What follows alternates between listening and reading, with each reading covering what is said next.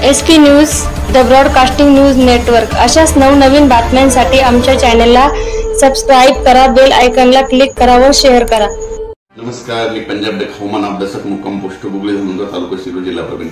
आपण मागच्या अंदाजामध्ये सांगितलं होतं की 7 तारखेपासून राज्यामध्ये 15 पर्यंत पाऊस पडणार, पण परत शेतकऱ्यासाठी अंदाज देत आहे कारण की राज्यामध्ये आज आहे 12 मे, तर शेतकऱ्यासाठी परत एक अंदाज सांगत आहे कारण की सतर्क राहण्यासाठी, कारण की या आता इथून पुढे जे अवकाळी पाऊस येणार आहे त्याच्यामध्ये विजेचं प्रमाण जास्त असणार आहे, म्हणून खास करून परत एकदा अंदाज सतर्क राहण्यासाठी देत आहे।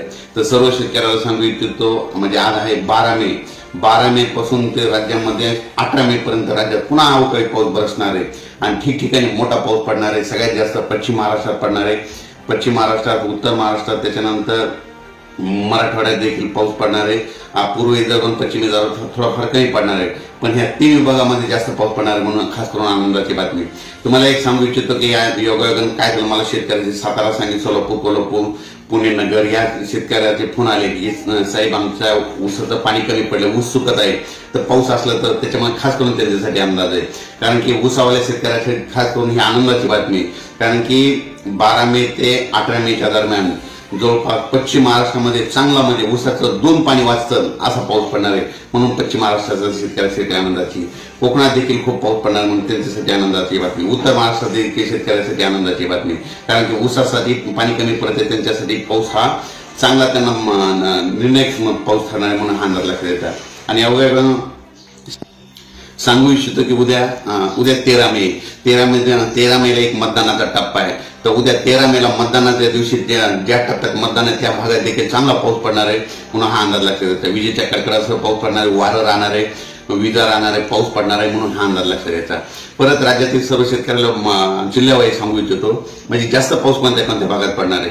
सातारा, सांगली, कोल्हापूर, सोलापूर, पुणे, नगर, नाशिक, नंदुरबार, धुळे, जळगाव, संभाजीनगर, बीड, जालना, लातूर, उस्मानाबाद, त्याच्यानंतर परभणी, नांदेड, हिंगोली ह्या भागामध्ये सगळ्यात जास्त पाऊस पडणार आहे, म्हणून हा अंदाज लक्षात यायचा।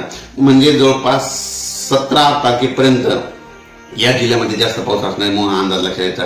आणि शेतकऱ्याला परत सांगू इच्छितो, 18 मेच्या नंतर राज्यातील पावसाचं प्रमाण थोडं कमी होत जाणार आहे। आणि तुम्हाला एक सांगू इच्छितो की यावर्षी मान्सूनचं आगमन, म्हणजे आता मान्सून सुरुवातीला येत असतो अंदमान बेटावर, तर अंदमान बेटावर मान्सून 22 मेला धडकण्याची शक्यता आहे, म्हणून हा अंदाज लक्षात यायचा।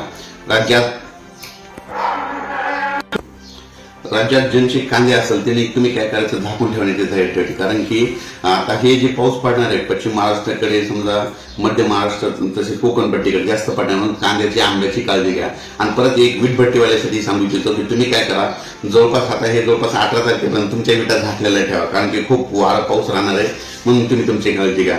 शेतकऱ्यासाठी ते एक सतर्क म्हणून तुम्हाला सांगू इच्छितो की वारं सुटल्याच्या नंतर विजा असल्याच्या नंतर तुम्ही झाडाखाली थांबू नका, तुम्ही तुमचं घर जवळ करा, कारण की या पावसामध्ये विजेचं प्रमाण जास्त आहे, म्हणून हे अंदाज लक्षात घ्या।